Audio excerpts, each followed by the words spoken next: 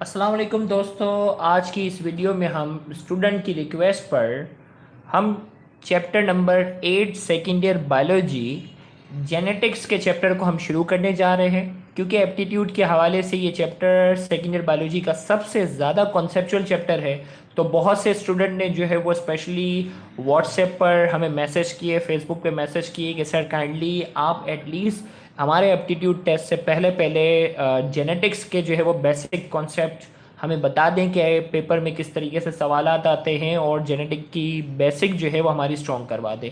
तो स्टूडेंट की बहुत ज़्यादा रिक्वेस्ट पर हम जो है वो जेनेटिक्स सेकेंड ईयर बायोलॉजी हम शुरू करने जा रहे हैं। तो जैसा कि हम जानते हैं कि लाइव वीडियो की नोटिफिकेशन स्टूडेंट तक पहुंचते हुए तकरीबन 2 से 3 मिनट लगते हैं। तो एज़ यूजुअल हम आपको बताते चलें कि एप्टीट्यूड की तैयारी के हवाले से हमारा एक व्हाट्सएप ग्रुप है। एप्टीट्यूड की तैयारी के हवाले से हमारा एक व्हाट्सएप ग्रुप है। उस व्हाट्सएप ग्रुप को ज्वाइन करने का तरीका है कि आप अपना नाम और अपने शहर का नाम जो है वो इस नंबर पर, आप अपना नाम और अपने शहर का नाम इस नंबर पे क्या करेंगे, व्हाट्सएप करेंगे। तो हम आपको उस व्हाट्सएप ग्रुप में ऐड करेंगे।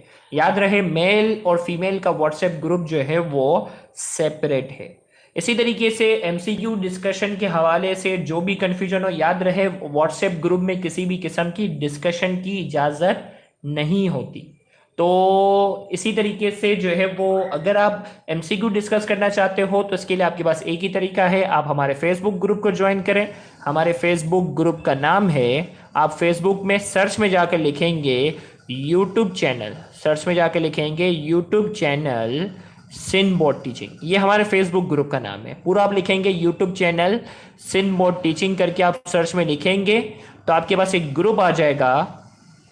सिनबोर्ड टीचिंग के यूट्यूब चैनल सिनबोर्ड टीचिंग के नाम से ग्रुप होगा, जहां ऑलरेडी तकरीबन 4,000 से ज़्यादा स्टूडेंट जो है वो वहां मौजूद हैं, जो आपकी मदद करेंगे किसी भी एमसीक्यू या किसी भी यूनिवर्सिटी के फॉर्म के हवाले से। अगर आपको कोई कन्फ्यूजन हो तो आप यहाँ इस व्हाट्सएप ग्रुप में स्टडी के हवाले से क्या कर सकते हैं, पोस्ट कर सकते हैं, ताकि स्टूडेंट आपकी क्या कर सकेंगे, हेल्प कर सकेंगे। तो जिन जिन स्टूडेंट को जो है वो लाइव वीडियो की नोटिफिकेशन रिसीव होती जा रही है, तो बेटा आप अपना अपना शहर का नाम जो है वो कमेंट में लिखते जाएं, ताकि दूसरे बच्चों को जब तक नोटिफिकेशन रिसीव हो रही है तब तक जो है वो हमें आइडिया हो कि इस वक्त हमें लाइव कौन कौन से शहर से देखा जा रहा है। और कराची के इलाके से अगर कोई हमें लाइव देख रहा हो तो वो अपने एरिया का नाम लिखे। तो इस वक्त अली राजपूत सखर से, मुर्तज़ा जो है वो जैकबाबाद से हमारा रेगुलर स्टूडेंट है, रिहाना बलोच इस वक्त दादू से, आरजू अमीन इस वक्त दोराजी कराची से, जैनब इस वक्त जो है वो कराची लियारी से, मरियम अमीन इस वक्त खारदर कराची से हमें जो है वो लाइव देख रही हैं। ओके, और बाकी बच्चे जब तक कमेंट में लिखें तब तक कुछ स्टूडेंट को जो है वो लाइव वीडियो की नोटिफिकेशन रिसीव हो रही है। तो हमारी पूरी कोशिश है कि हम 2-3 लाइव सेशन में इस एप्टीट्यूड के जेनेटिक्स वाले चैप्टर को हम क्लियर करें एमसीक्यू की मदद से। उस्मान खान इस वक्त हमें कराची से जो है वो लाइव देख रहे हैं। तो बेटा साथ साथ जो है वो वीडियो को लाइक भी कर दो। 21 बच्चे लाइव देख रहे हैं, जबकि वीडियो को लाइक करने वाले सिर्फ 6 स्टूडेंट हैं। अंसरा सिद्दीकी कराची बफर जोन से इस वक्त हमें जो है वो लाइव देख रही हैं। ओके, फातिमा अली कराची जौहर से। ओके, मुर्तजा ने कहा सेकेंड ईयर बायोलॉजी। बेटा बायोलॉजी का हर चैप्टर डिटेल में होगा, अभी तुम इंटर में हो, एप्टीट्यूड बच्चों का सर पे है, तो इसीलिए जेनेटिक्स सबसे मुश्किल चैप्टर है। अभी तुमने सेकेंड ईयर बायोलॉजी पढ़ी ही नहीं है, तो सेकेंड ईयर बायोलॉजी का जो सबसे कॉन्सेप्चुअल चैप्टर है वो जेनेटिक्स का है। तो इसीलिए एज सून एज पॉसिबल इसको हम क्या करेंगे, हम कवर करेंगे। ओके, इकरा जो है वो रोज हमें लाइव सेशन में नजर आ रही है, लेकिन फिर भी कमेंट में कह रही है कि आज मैं पहली बार लाइव सेशन में आई हूँ। ओके बेटा, आपकी इस बात को हम मान लेते हैं, सही है। ओके, नईम इस वक्त सखर से, शाफे आरिफ ने अस्सलाम वालेकुम कहा है। बेटा वालेकुम सलाम। चले, तो अब हम शुरू करते हैं बाकायदा जेनेटिक्स के चैप्टर को। ओके बेटा, पेडिग्री वगैरह पे तो आएंगे, लेकिन पहले बेसिक तो होनी चाहिए ना कुछ बच्चों की, कुछ बच्चों की तो बेसिक ही नहीं है। तो अनस मंजूर बेफिक्र रहो, पेडिग्री उस लेवल पे समझाऊंगा जो आपको कोचिंग में भी नहीं समझाएगी, क्योंकि जेनेटिक्स में एमबीबीएस लेवल पर भी स्टूडेंट को बाकायदा पढ़ा चुका हूँ। तो बेफिक्र रहो, इतनी डेप्थ में इंशाल्लाह समझाऊंगा कि शायद आपको कोचिंग में भी नहीं समझा होगा। चलो, तो स्टार्ट हम करते हैं जेनेटिक्स के चैप्टर को बाकायदा। तो बिल्कुल जीरो से हम जो है वो बाकायदा हम शुरू करते हैं। तो हमारे इस chapter number 8 second year biology का जो नाम है वो क्या है, जेनेटिक्स। अगर हमें जेनेटिक्स को अगर अच्छे से समझना है तो हमें पहले समझना होगा जीन को। अगर हम जेनेटिक्स को अच्छे से समझना चाहते हैं तो हमें सबसे पहले आना चाहिए जीन को। अब ये जीन क्या है, इसकी डेफिनेशन आनी चाहिए। तो जीन की डेफिनेशन है the basic unit of inheritance consisting of a sequence of DNA is called gene. हमने कहा जीन जो है वो बेसिक यूनिट है इनहेरिटेंस। इनहेरिटेंस का मतलब होता है कि एक नस्ल से दूसरी नस्ल में क्या होना, कैरेक्टर का ट्रांसफर होना। एक नस्ल से दूसरी नस्ल का क्या होना, एक नस्ल से दूसरी नस्ल से क्या हो जाना, कैरेक्टर का ट्रांसफर होना। अब जैसे कि हमारे में कुछ कैरेक्टर हैं जो हमारे पेरेंट्स से आते हैं ना, तो हमारे में कुछ कैरेक्टर हैं जो हमारे पेरेंट्स से आते हैं। कुछ ऐसे स्टूडेंट होते हैं जो अपने अब्बू से ज्यादा मिलते हैं, कुछ ऐसे स्टूडेंट होते हैं जो अपनी अम्मी से ज्यादा मिलते हैं। तो ये जो इनहेरिटेंस कहते हैं विरासत, अगर अच्छी उर्दू में कहा जाए विरासत, तो ये कैरेक्टर हमारे अब्बू से या हमारी अम्मी से हम तक कैसे मुंतकिल हुए, वो जीन की मदद से मुंतकिल हुए।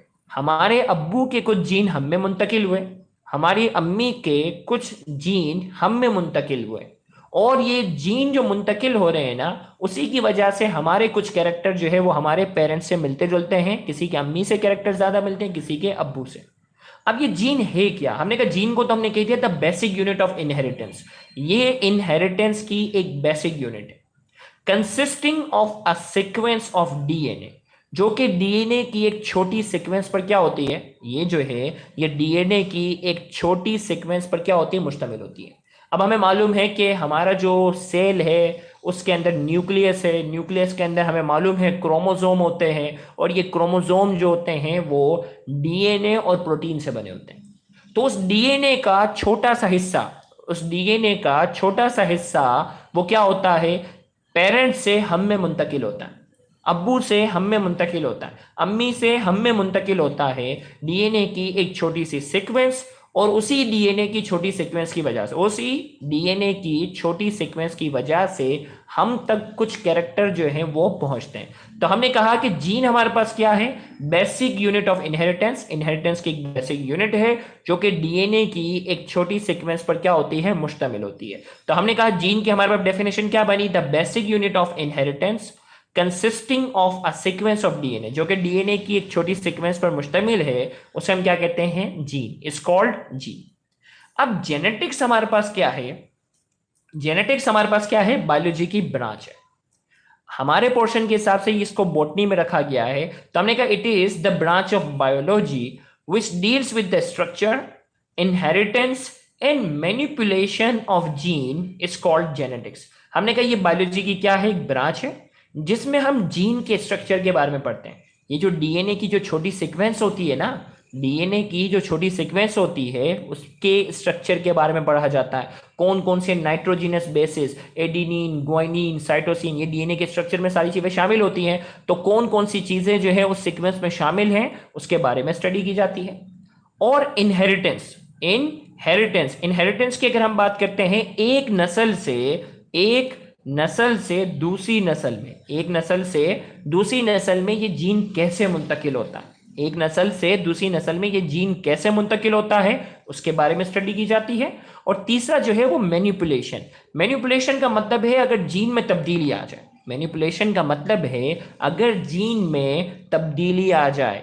जैसे अगर आपने देखा होगा फटे हुए होंठ वाले बच्चे पैदा होते हैं, इसी तरीके से क्लेफ्ट पैलेट वाले या 6 उंगली वाले बच्चे देखे होंगे भाई, जिनकी जो है वो 1 2 3 4 5 के बजाय एक छोटी सी उंगली होती है। तो ये 6 उंगली कैसे होती है, जीन में मैनिपुलेशन हो जाती है, जीन में म्यूटेशन हो जाती है, तब्दीली आ जाती है। और उस तब्दीली की वजह से जो नई आने वाली जो नस्ल होती है ना, उस तब्दीली की वजह से नई आने वाली जो नस्ल होती है उसके कैरेक्टर में, तब्दीली की वजह से नई आने वाली जो नस्ल होती है उसके कैरेक्टर में भी क्या आती है, तब्दीली आती है।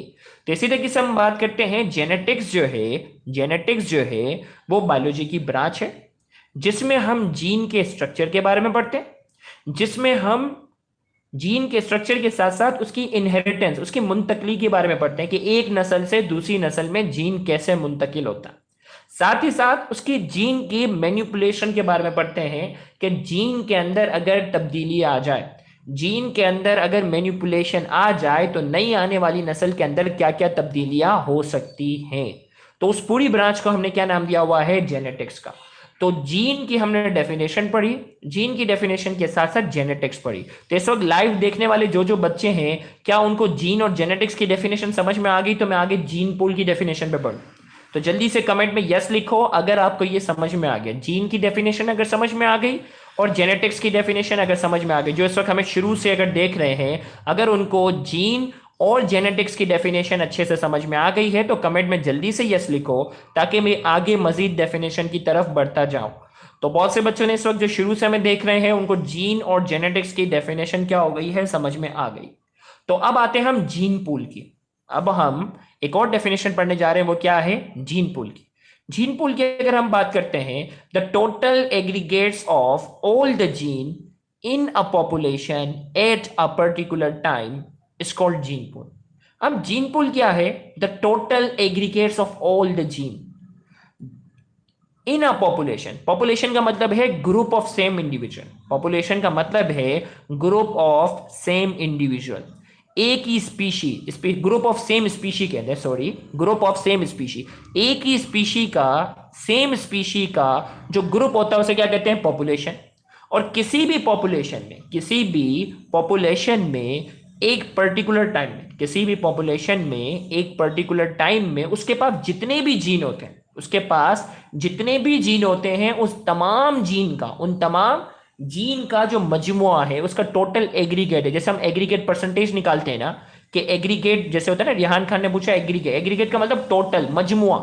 जैसे हम कहते हैं ना एग्रीगेट परसेंटेज क्या बनी, जैसे हम कहते हैं मैथ में मैंने 100 में से 100 लिए, फिजिक्स में मेरे 100 में से 98 नंबर है, केमिस्ट्री में मेरे 100 में से 95 है, ऐसे कोई कहता है तो हम कहते हैं भाई एग्रीगेट परसेंटेज तुम्हारी कितनी है, जिसमें उर्दू इंग्लिश वगैरह सब मिला लो, उर्दू इंग्लिश वगैरह क्या करो, सब मिला लो, तो भाई टोटल एग्रीगेट जो तुम्हारा है वो क्या बनता है।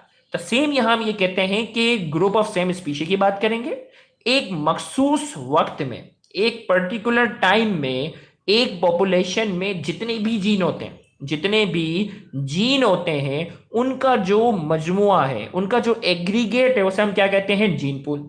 अब मैं आपको मिसाल के तौर पे बताता हूं। जैसे अगर कहा जाए कि पाकिस्तान के इलाके की अगर बात की जाए, पाकिस्तान के इलाके में जो रहने वाले लोग हैं, हमें मालूम है उनके जीन पूल के अंदर क्या है, उनके जीन पूल के अंदर रहने वाले जितने भी लोग हैं ना, उनके बाल जो होते हैं वो क्या है, काले। उनके जो बाल हैं, हेयर्स जो है वो क्या है, ब्लैक है।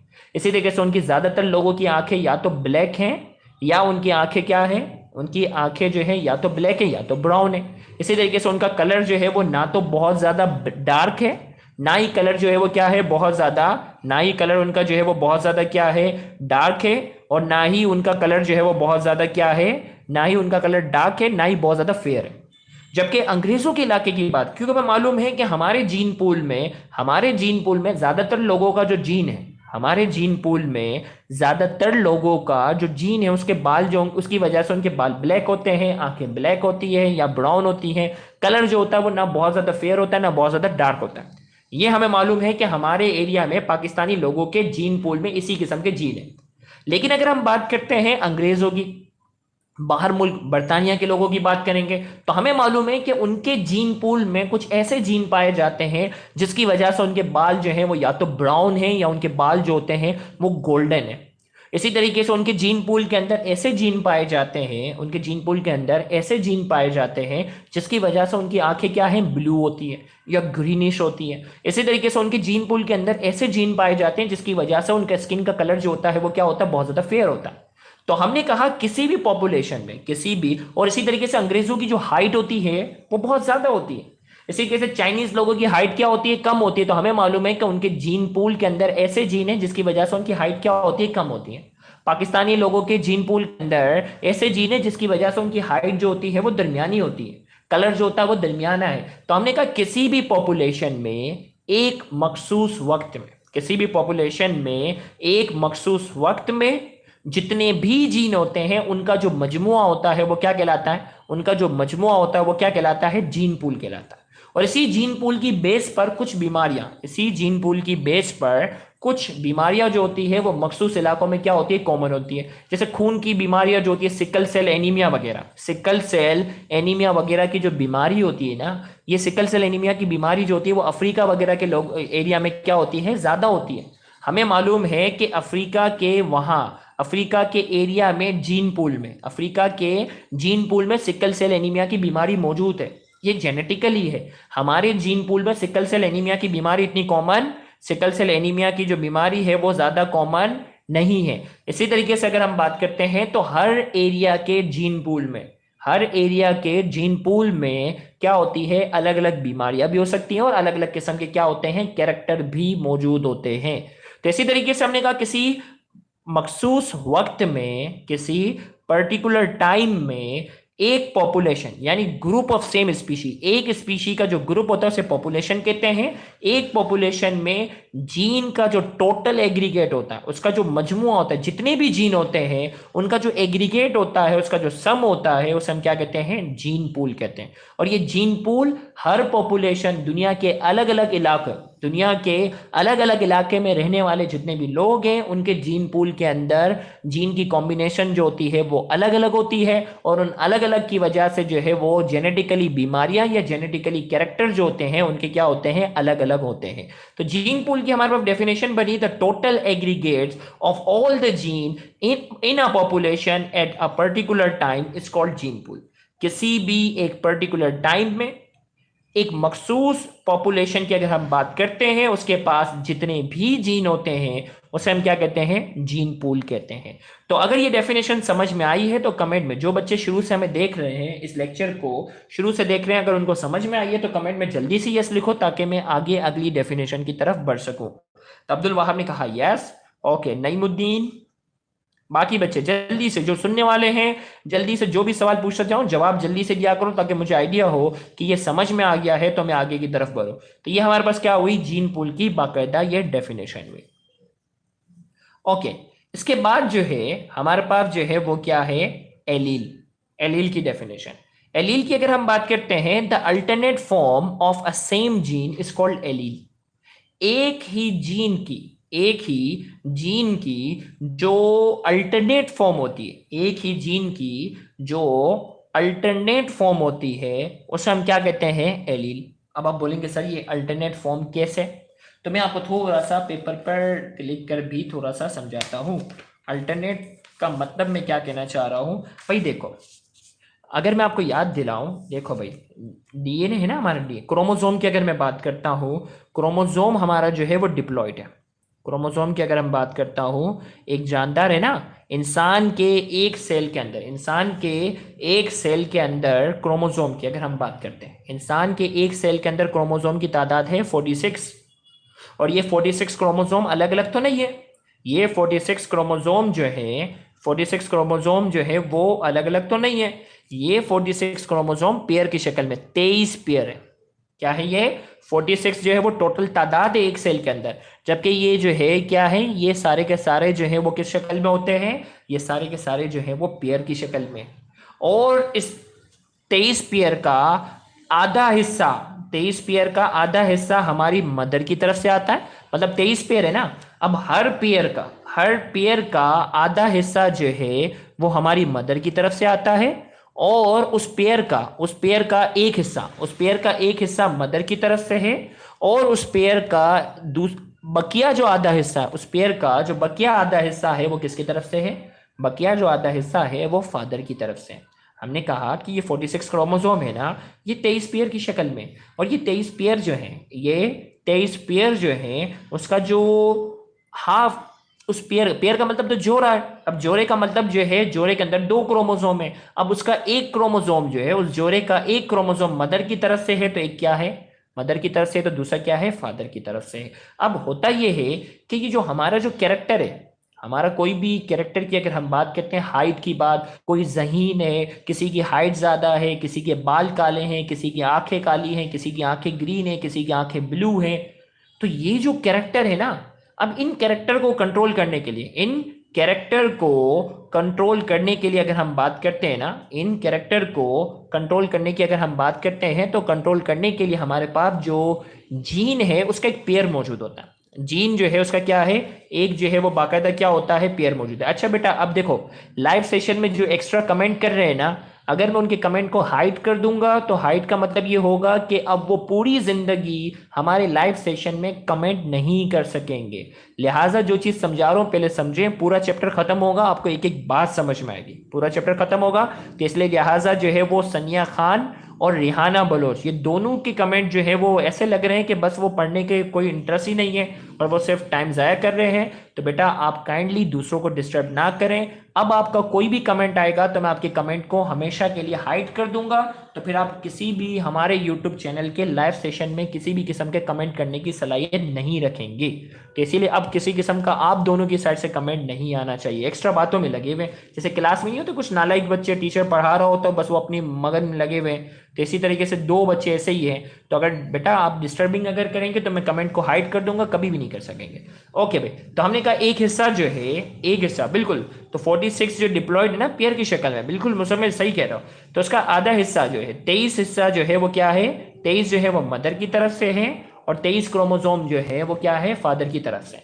अब किसी भी कैरेक्टर को कंट्रोल करने, किसी भी कैरेक्टर को कंट्रोल करने के लिए अगर हम बात करते हैं ना, किसी भी कैरेक्टर को, देखो कैमरा भी फोकस नहीं कर रहा, किसी भी कैरेक्टर को कंट्रोल करने के लिए हमारे पास क्या है, जीन का एक पूरा पेयर मौजूद है। जैसे अगर मैं कहता हूं मिसाल के तौर पर, याद रखिएगा सिर्फ मिसाल दे रहा हूं कि एक प्लांट है, एक मिनट थोड़ा कैमरा फोकस हो जाए, एक प्लांट है, उसकी अगर हम बात करते हैं उसकी हाइट को, एक मिनट थोड़ा फोकस हो जाए, क्या हो गया,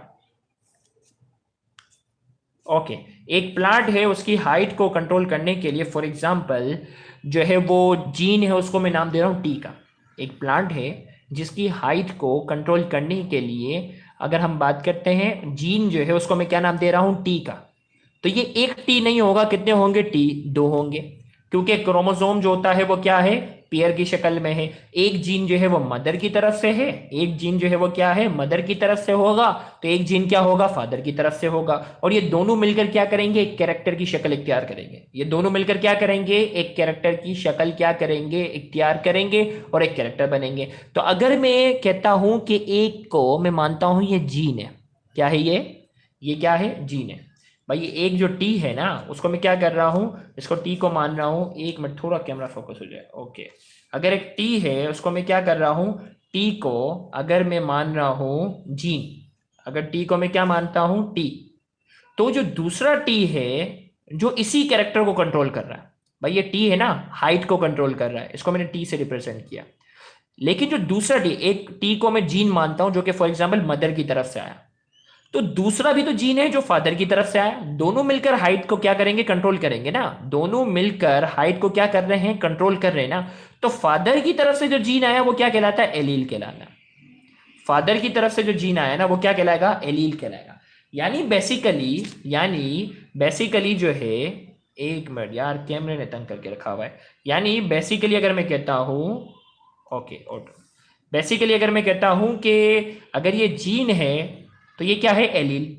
एलील भी एक तरीके से जीन है, एलील भी क्या है, एलील भी एक तरीके से क्या है, जीन ही है। अगर मैं कहता हूं मदर की तरफ से हाइट को कंट्रोल करने के लिए आया जीन, तो फादर की तरफ से जो जीन होगा उसको हम एलील कहेंगे। और अगर मैं फादर वाले जीन को, अगर मैं कहता हूं जीन, तो मदर वाले को मुझे क्या कहना पड़ेगा, एलील कहना पड़ेगा। गौर से सुनिएगा भाई, अगर मैं एक को जीन कहता हूं तो दूसरा इसके साथ कैरेक्टर को कंट्रोल, उसी कैरेक्टर को कंट्रोल करने वाला, दूसरा उसी कैरेक्टर को कंट्रोल करने वाला जो जीन होगा, उसी कैरेक्टर को कंट्रोल करने वाला जो जीन होगा उसे क्या कहा जाएगा, एलील कहा जाएगा। और इसी तरीके से अगर फादर वाले को अगर मैं कहता हूं जीन कहता हूं, फादर का जो जीन है उसके लिए अगर मैं जीन का वर्ड यूज करता हूं, तो उसी कैरेक्टर को कंट्रोल करने वाला जो मदर की साइड से जो जीन आया होगा वो क्या कहलाएगा, एलील कहलाएगा। और अगर मैं एक ही वक्त में दोनों की बात करता हूं, अगर मैं एक ही वक्त में क्या करता हूं, एक ही वक्त में मैं क्या करता हूं, दोनों की अगर बात करता हूं, एक ही वक्त में मैं क्या करता हूं, दोनों की बात करता हूं, तो ये दोनों क्या कहलाएंगे, अ पेयर ऑफ एलील। क्या कहलाएंगे, अ पेयर ऑफ एलील।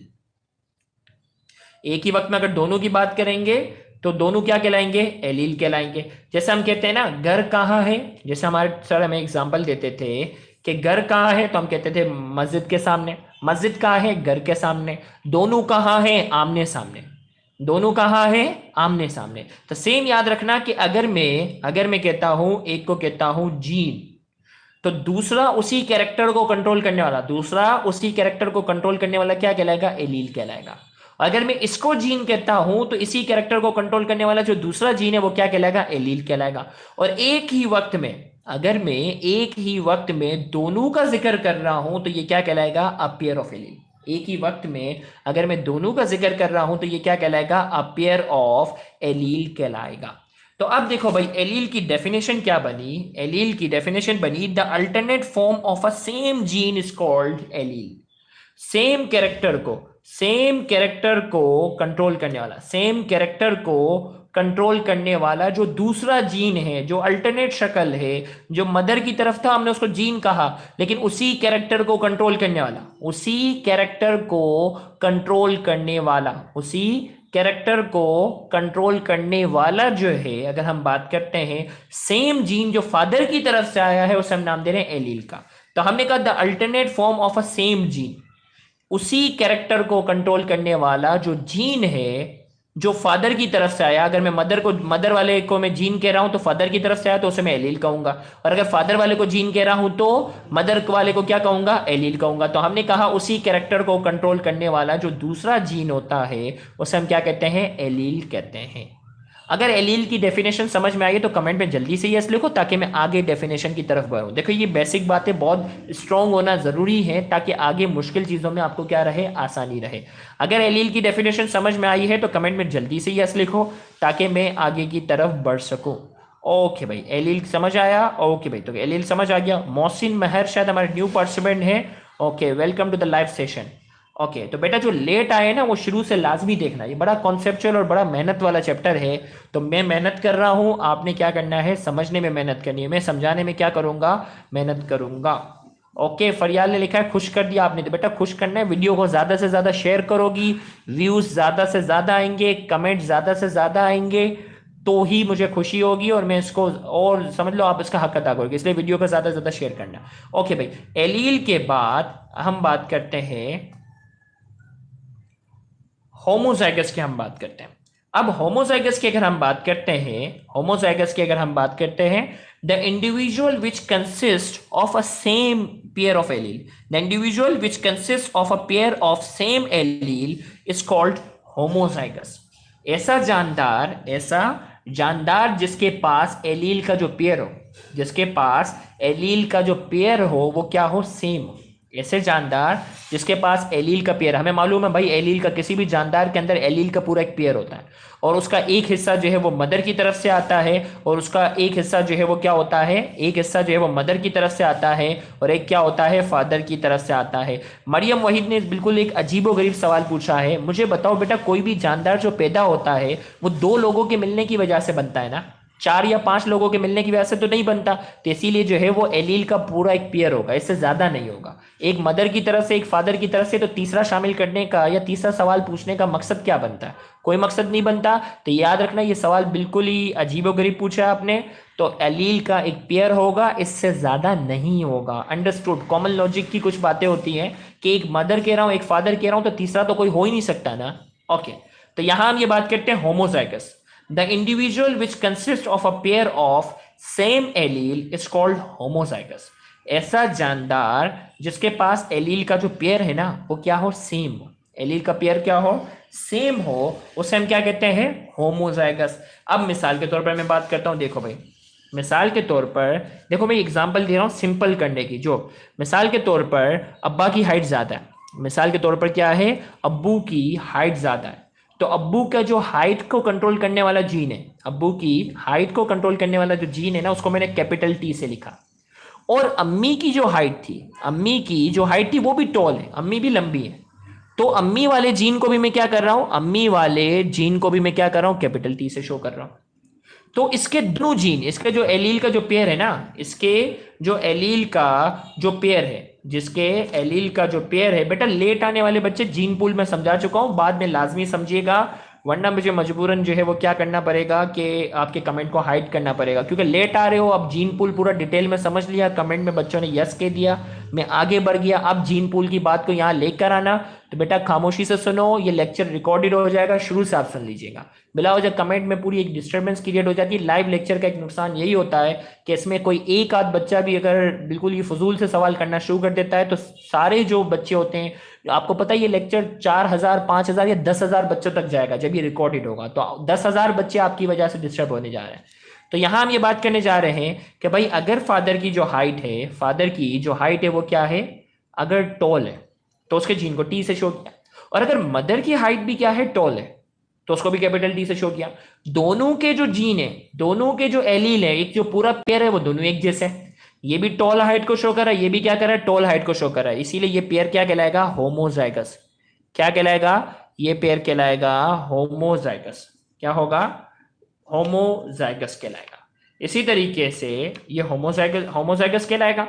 इसी तरीके से अगर मैं कहता हूं फादर है ना, फादर की हाइट ज्यादा थी, फादर की अगर हाइट क्या थी, ज्यादा थी, और मदर की हाइट छोटी थी, मदर की हाइट क्या थी, मदर की हाइट जो है वो क्या थी, छोटी थी, तो ये दोनों एक जैसे तो नहीं रहे ना, एक जैसे तो नहीं रहे भाई। इसके जो पेयर है ना, एलील का जो पेयर है वो क्या है, सेम है। ऐसा जानदार जिसके दोनों एलील का जो पेयर है वो क्या है, सेम है, वो होमोजाइगस कहलाएगा।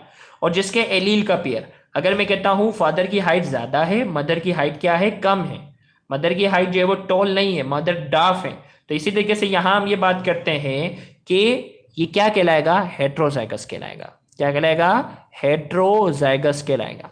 तो हेट्रोजाइगस वो होता है जिसके पास एलील का पेयर जो होता है वो सेम नहीं होता, एलील का पेयर जो होता है वो सेम नहीं होता। तो हमने कहा कि दोनों की हाइट ज्यादा है, दोनों की हाइट ज्यादा है तो होमोजाइगस, एक की हाइट ज्यादा है और दूसरे की हाइट कम है, दोनों एक जैसे नहीं है, तो क्या कहलाता है, हेट्रोजाइगस। और इसी तरीके से अगर दोनों की हाइट, अगर दोनों की हाइट कम है, दोनों की हाइट क्या है, दोनों की अगर हाइट कम है, दोनों की अगर हाइट कम है तो ये क्या कहलाएगा, जल्दी से कमेंट में बताओ, शाबाश, देखते हैं कौन तवज्जो से सुन रहे हैं। तो ये क्या कहलाएगा, दोनों स्मॉल टी है, अब्बू की हाइट भी छोटी है, अम्मी की हाइट भी छोटी है, तो अब ये क्या कहलाएगा, होमोजाइगस या हेट्रोजाइगस, होमोजाइगस या heterozygous, there is only two option. तो ये क्या कहलाएगा, होमोजाइगस कहलाएगा। क्या कहलाएगा, होमोजाइगस। बेटा रिसेसिव और इसको डोमिनेट को भी हम समझते हैं, क्योंकि कुछ बच्चे ऐसे भी है ना जो इंटर वाले हैं ना, तो इंटर वालों को भी फायदा हो, तो ये है अब भी क्या है, होमोजाइगस। क्या कहलाता है ये, अब भी क्या कहलाता है, होमोजाइगस कहलाएगा। तो हमने कहा होमोजाइगस, होमोजाइगस ऐसा जानदार होता है जिसके पास एलील का जो पेयर होता है वो सेम होता है। हेट्रोजाइगस वो होता है जिसके पास एलील का पेयर, जिसके पास एलील का जो पेयर होता है वो क्या होता है, डिफरेंट होता है। से इसके पास भी क्या है, सेम है, इसके पास भी सेम है, इसके पास क्या है, डिफरेंट है। रिसेसिव और डोमिनेट की अभी हम बात ही नहीं कर रहे, अभी हम सिर्फ ये बात करेंगे कि सेम है तो होमोजाइगस है और डिफरेंट है तो क्या कहलाएगा, हेट्रोजाइगस। तो हमने कहा होमोजाइगस ऐसा जानदार है जिसके पास एलील का पेयर सेम होगा और हेट्रोजाइगस के पास क्या होगा, डिफरेंट होगा। अब हम बात करते हैं डोमिनेट और रिसेसिव की। अब कमेंट में बात कर ही दी है तो डोमिनेट और रिसेसिव की बात करते हैं। डोमिनेट ऐसा जानदार होता है, देखो भाई ये टॉल हाइट थी, ये अब्बू का जीन टॉल था, अम्मी का जीन क्या था, टॉल था, तो क्या हुआ, बच्चे जो आए उसकी हाइट क्या थी, टॉल थी, बच्चों की हाइट क्या थी, टॉल थी। सेम इसी तरीके से अब्बू की हाइट ज्यादा थी, फॉर एग्जाम्पल टॉल, और अम्मी की हाइट क्या थी, कम थी, अम्मी की हाइट छोटी थी, डाफ थी, लेकिन फिर भी बच्चे क्या आ गए, टॉल आ गए, फिर भी बच्चे क्या आ गए, टॉल। इसका मतलब क्या है, ये कैपिटल टी, अब्बू का जो जीन है वो डोमिनेट है। अब्बू का जीन क्या है, अब्बू का जो जीन है वो डोमिनेट है, वो अम्मी वाले जीन पर क्या हो गया, डोमिनेट का मतलब होता है गालिब आ जाना। हालांकि अम्मी का जो जीन था वो बच्चों की हाइट को कम कर देता, लेकिन अब्बू के जीन ने अम्मी के जीन को काम करने नहीं दिया, अब्बू के जीन ने अम्मी के जीन को काम करने नहीं दिया। इसका मतलब अब्बू का जो जीन है वो क्या है, डोमिनेट है, अब्बू का जीन क्या है, डोमिनेट है। अम्मी का जीन काम नहीं कर सका तो अम्मी का जीन जो है वो क्या कहलाता है, रिसेसिव। अब्बू का जो जीन है, ये जो कैपिटल टी, याद रखिएगा कैपिटल टी जो होता है ना, ये हमेशा डोमिनेट जीन के लिए संभालता है। और जो स्मॉल लेटर है ना, स्मॉल लेटर जो है ये किसके लिए इस्तेमाल होता है, ये स्मॉल लेटर जो होता है ये इस्तेमाल होता है रिसेसिव के लिए। कैपिटल जो होता है वो डोमिनेट के लिए इस्तेमाल होता है और स्मॉल टी जो होता है वो किसके लिए इस्तेमाल होता है, रिसेसिव के लिए। अब देखो भाई, अब्बू का जो जीन था वो होमोजाइगस कंडीशन में भी काम कर रहा था, और अब्बू का जो जीन है वो हेट्रोजाइगस कंडीशन में भी क्या कर रहा है, काम कर रहा है। डोमिनेट की खास खास बात ये होगी कि जब उसके जैसा दूसरा भी उसके जैसा है तो भी ये काम करेगा, और जब उसके जैसा दूसरा उससे मुख्तलिफ होगा तब भी ये अपनी मनमानी करेगा। डोमिनेट जो होता है ना, हर दोस्तों की ग्रुप में भी एक स्टूडेंट होता है। चार दोस्त हैं, उसमें एक दोस्त जो है वो डोमिनेट है, और वो डोमिनेट जहां चाहता है चलो आज सी व्यू घूमने जाना है तो सब सी व्यू घूमने चले जाते हैं, और वो डोमिनेट वाला दोस्त जो होता है वो कहता है कि नहीं यार आज मुझे कहीं नहीं जाना, तो सारे लोग नहीं जाते। तो डोमिनेट वो होता है जो अपनी मनमानी करे, अपनी मनवा सके, वो कहलाता है डोमिनेट का वर्ड यूज होता है। तो हर दोस्तों की गैदरिंग में भी क्या होता है, एक डोमिनेट होता है, और हर दोस्तों की गैदरिंग में बहुत सारे क्या होते हैं, रिसेसिव होते हैं जो अपनी मनवा नहीं सकते। तो सेम यहां हमने कहा कि अब्बू का जीन टॉल था और अम्मी का भी टॉल था, तो बच्चे कैसा है, टॉल। लेकिन अब्बू का जो जीन था वो टॉल था और अम्मी का टॉल नहीं था, फिर भी बच्चे कैसे है, टॉल। इसका मतलब अब्बू का जीन क्या है, डोमिनेट है। तो डोमिनेट जीन की जो डेफिनेशन बनती है वो कैसी बनती है, डोमिनेट जीन वो होता है, डोमिनेट एलील वो होता है जो होमो और हेट्रोजाइगस, होमोजाइगस और हेट्रोजाइगस दोनों कंडीशन में अपने कैरेक्टर को क्या करता है, शो करता है। डोमिनेट वो होता है जो होमोजाइगस और हेट्रोजाइगस दोनों कंडीशन में अपने कैरेक्टर को शो करने की क्या रखता है, सलाहियत रखता है, वो क्या कहलाता है, डोमिनेट कहलाता है। जबकि रिसेसिव, रिसेसिव वो होता है जो अपना कैरेक्टर तभी शो करेगा जब दूसरा भी उस जैसा होगा। रिसेसिव वो होता है जो अपना कैरेक्टर तभी शो कर सकेगा जब दूसरा भी क्या होगा, उस जैसा होगा। डोमिनेट के सामने वो अपने कैरेक्टर को शो करने की सलाहियत नहीं रखेगी। तो अम्मी का जीन जो था वो डाफ था ना, टॉल नहीं था। और अब्बू का जीन भी अगर क्या हो, डाफ हो, तो ही अम्मी का जीन क्या कर सकेगा, काम कर सकेगा, अपने कैरेक्टर को शो कर सकेगा। जब दूसरा भी क्या हो, जब दूसरा भी उस जैसा होगा तो ही वो अपने कैरेक्टर को क्या कर सकता है, शो कर सकता है। तो अगर ये स्मॉल टी है, स्मॉल टी, अब बच्चे कैसे आएंगे, डाफ, छोटे कद वाले। अब बच्चे कैसे आएंगे, डाफ आएंगे। तो हमने समझा होमोजाइगस वो होते हैं जिसका एलील का पेयर सेम हो, हेट्रोजाइगस वो होता है जिसका एलील का पेयर क्या हो, डिफरेंट हो। इसी तरीके से होमोजाइगस में दोनों के दोनों क्या हो सकते हैं, डोमिनेट भी हो सकते हैं, और होमोजाइगस में दोनों के दोनों क्या हो सकते हैं, रिसेसिव भी हो सकते हैं। जबकि हेट्रोजाइगस में क्या होगा, एक डोमिनेट होगा और एक क्या होगा, रिसेसिव होगा। अब देखो भाई होमोजाइगस की definition, the individual which consist of a pair of same allele is called homozygous. ऐसे जानदार, ऐसा शख्स जिसके पास एलील का जो पेयर है वो क्या हो, सेम हो, उसे क्या कहते हैं, होमोजाइगस। और होमोजाइगस में क्या होंगे, या तो दोनों के दोनों डोमिनेट होंगे, या दोनों के दोनों क्या होंगे, या दोनों के दोनों डोमिनेट होंगे, या दोनों के दोनों क्या होंगे, रिसेसिव होंगे। इसी तरीके से, इसी तरीके से अगर हम बात करते हैं, ओके एक मिनट, मुझे यहाँ फोकस में मसला आएगा। चलो हो गया फोकस। ओके, हेट्रोजाइगस क्या होगा, the individual which consist of, consist है ये, of different pair of allele is called heterozygous. जिसके पास एलील का जो पेयर होगा वो क्या होगा, डिफरेंट होगा, वो हेट्रोजाइगस कहलाएगा। और हेट्रोजाइगस में क्या होगा, एक डोमिनेट होगा तो दूसरा क्या होगा, एक डोमिनेट होगा तो दूसरा क्या होगा, रिसेसिव होगा। क्या आपको होमोजाइगस और हेट्रोजाइगस की डेफिनेशन समझ में आई? तो कमेंट में जल्दी से यस लिखो ताकि मैं आगे बढ़ सकूं। अगर होमोजाइगस और हेट्रोजाइगस की डेफिनेशन अगर आपको समझ में आई है तो कमेंट में जल्दी से यस लिखो ताकि मैं आगे की तरफ बढ़ सकूं। ओके, सिर्फ दो बच्चों ने यस कहा। ओके, नईमुद्दीन, मरियम, अमीन, उस्मान खान, जल्दी से, शाबाश। 27 बच्चे इस वक्त हमें बड़ा राज देख रहे हैं। जल्दी से जो जो लाइव देख रहे हैं कमेंट में जल्दी से यस लिखो ताकि मैं आगे की तरफ बढ़ूं। सुस्ती ना करो, बहुत मुश्किल चैप्टर समझाने और बहुत मेहनत वाला चैप्टर है ये। ओके भाई, तो ये हो गया हेट्रोजाइगस ना। तो इसी तरीके से जीनोटाइप और फिनोटाइप, दो और डेफिनेशन से पहले, क्योंकि मैंने यहां डोमिनेट एलील और रिसेसिव एलील को भी यहां समझाया है ना, तो डोमिनेट एलील और रिसेसिव एलील की भी मैं बात करता हूं, वो भी डेफिनेशन हो जाए। तो हमने कहा dominate allele, the allele which shows its character in both homo and heterozygous condition is called dominate allele. Dominate allele क्या होता है, जो होमो और हेट्रोजाइगस दोनों में क्या कर सके, अपना कैरेक्टर शो कर सके। अभी मैंने बताया था ना, होमोजाइगस में भी हाइट क्या थी, टॉल थी। इसी तरीके से हेट्रोजाइगस में भी हाइट क्या थी, टॉल थी। तो इसका मतलब कैपिटल टी जो है वो क्या है, डोमिनेट है। डोमिनेट एलील वो होता है जो होमोजाइगस और हेट्रोजाइगस, होमोजाइगस और हेट्रोजाइगस दोनों कंडीशन में, होमोजाइगस और हेट्रोजाइगस दोनों कंडीशन में अपने कैरेक्टर को जो शो कर सकता है वो कहलाता है डोमिनेट एलील कहलाता है। तो डेफिनेशन क्या बनी, the allele which can shows its character in both homo and heterozygous condition are called dominate allele.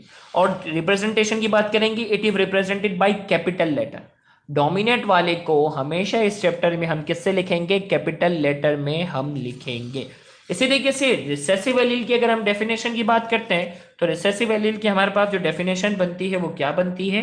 Recessive allele की डेफिनेशन बनती है the allele which can shows its character only in homozygous condition। Recessive allele वो होगा, recessive allele वो होगा, एक minute थोड़ा focus करते हैं भाई। ओके, तो रिसेसिव एलील वो होता है जो अपना कैरेक्टर, रिसेसिव एलील वो होता है जो अपना कैरेक्टर जो होता है वो सिर्फ और सिर्फ होमोजाइगस कंडीशन में क्या कर सकता है? शो कर सकता है, हेट्रो में शो नहीं कर सकता। जैसा कि मैंने आपको बताया ना कि ये डाफ तब हुआ जब दूसरा भी उस जैसा था। होमोजाइगस में इसका कैरेक्टर आया, हेट्रोजाइगस में इसका कैरेक्टर शो नहीं हो पाता, तो ये क्या कहलाता है? रिसेसिव। रिसेसिव वो जो अपनी मनवा ना सके, जब दूसरा भी उस जैसा क्या होगा, दूसरा भी उस जैसा होगा तो अपनी मनवा सकेगा, लेकिन जरा भी डोमिनेट आ जाएगा तो अपने कैरेक्टर को वो शो नहीं कर सकेगा।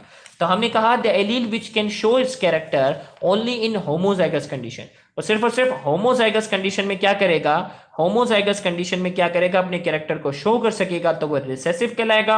और रिसेसिव की अगर हम बात करेंगे, it is denoted by small letter. क्या कहलाएगा? इसको हम स्मॉल लेटर से शो करेंगे, जैसे मैंने यहां स्मॉल टी से शो किया था। ओके, अगर आपको डोमिनेट और रिसेसिव एलील की डेफिनेशन समझ में आई तो कमेंट में जल्दी से यस लिखो, शाबाश। डोमिनेट एलील और रिसेसिव एलील की देखो अभी सिर्फ डेफिनेशन समझा रहा हूं, एग्जाम्पल जो है ये फर्जी एग्जाम्पल है, इसको ज्यादा डिटेल में ना अभी आहिस्ता आहिस्ता, पहले मैं आपकी बुनियाद बना रहा हूं। बुनियाद बनेगी तो आगे मुश्किल चीजें भी क्या होंगी? समझ में आएंगी। तो इसीलिए याद रखो, जो मैं समझाना चाह रहा हूं पहले उस पर फोकस करो, फिर जब टॉपिक डिटेल में आएगा फिर मैं आपको बताऊंगा। और ये जेनेटिक्स का चैप्टर इतना मुश्किल और इतना वास्ट चैप्टर है, आपके यहाँ तो इंटर लेवल पर इसकी सिर्फ बेसिक मौजूद है। ये बहुत वास्ट चैप्टर है, एमबीबीएस में जाओगे तो ये बेसिक आपको बहुत जरूरी है। मैं तो एमबीबीएस लेवल पर काफी डिटेल में जेनेटिक्स पढ़ा चुका हूँ जियाउद्दीन यूनिवर्सिटी में, तो इसलिए मैं आपको बता रहा हूँ कि इसकी बेसिक को अच्छा सा समझो। एमबीबीएस लेवल पर कोई भी इतना बेसिक में नहीं समझाएगा, वहां पे एडवांस टॉपिक होंगे। तो इंशाल्लाह मेरी दुआ है कि आप सब जो है वो क्या करें? एमबीबीएस में जाए। तो डोमिनेट और रिसेसिव एलील समझ में आए तो कमेंट में जल्दी से यस लिखो ना, जल्दी से कमेंट में यस लिखो ताकि मैं आगे बढ़ सकूं। तो डोमिनेट और रिसेसिव एलील समझ में आया है तो कमेंट में जल्दी से यस लिखो ताकि मैं आगे बढ़ूं। ओके, बहुत सारे यस पहले लिख चुके हैं, ओके सॉरी मैंने देखा नहीं।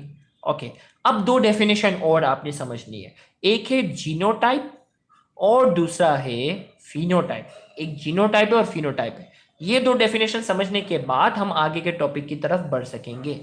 तो हमारे पास एक डेफिनेशन है जीनोटाइप की और एक है फिनोटाइप की। जीनोटाइप क्या है? The genetic constitution of an individual is called genotype. किसी भी जानदार की जो जेनेटिक कॉन्स्टिट्यूशन है, उसे जेनेटिक बनावट है, जेनेटिक कॉम्बिनेशन है, जेनेटिक बनावट जो है उसे हम क्या कहते हैं? जीनोटाइप। किसी भी जानदार की जो जेनेटिक कॉन्स्टिट्यूशन है, जेनेटिक बनावट है, उसे हम क्या कहते हैं? जीनोटाइप। और फिनोटाइप हमारे पास क्या है? द एक्सटर्नल अपीयरेंस और morphology of an individual is called phenotype. किसी भी शख्स का जो एक्सटर्नल अपीयरेंस है, बज़ाहिर जो अपीयरेंस होता है, उसे क्या कहते हैं? फिनोटाइप। जीनोटाइप हमारे पास क्या है? जेनेटिक कॉन्स्टिट्यूशन, जेनेटिक बनावट। फिनोटाइप क्या है? बज़ाहिर वो कैसा नजर आ रहा है। मिसाल के तौर पर अगर मैं कहता हूं कि ये जो कैपिटल टी क्या था? टॉल था। ये प्लांट, अगर पौधे की अगर मैं बात करता हूं तो ये पौधा हमें टॉल नजर आएगा, जबकि ये भी क्या नजर आएगा? टॉल नजर आएगा। दोनों की जो जेनेटिक बनावट अलग अलग है भाई, ये दोनों के दोनों टॉल वाले जीन है। इसमें एक जीन क्या है? टॉल है, एक क्या है? डाफ है। एक छोटे कद वाला है, एक बड़े कद वाला है। इसके दोनों के दोनों जीन, इसके दोनों के दोनों जीन क्या है? टॉल है। जबकि इसका एक जीन टॉल वाला है, एक क्या है? डाफ है। लेकिन दोनों का जो फिजिकल अपीयरेंस है, दोनों का जो फिजिकल अपीयरेंस क्या है? टॉल। दोनों का जो फिजिकल अपीयरेंस है वो क्या है? टॉल है। दोनों बज़ाहिर बिल्कुल टॉल नजर आ रहे हैं, दोनों बज़ाहिर जो है वो क्या नजर आ रहे हैं? बिल्कुल टॉल नजर आ रहे हैं। लेकिन दोनों का जीनोटाइप अलग है, जेनेटिक कॉन्स्टिट्यूशन क्या है? दोनों की अलग है। फिनोटाइप दोनों की क्या है? सेम है। दोनों दिखने से हमें पता चल रहा है कि दोनों के दोनों प्लांट जो है वो टॉल है, लेकिन दोनों का जो जेनेटिक कॉन्स्टिट्यूशन है, दोनों का जो जेनेटिक कॉन्स्टिट्यूशन है वो क्या है? अलग अलग है।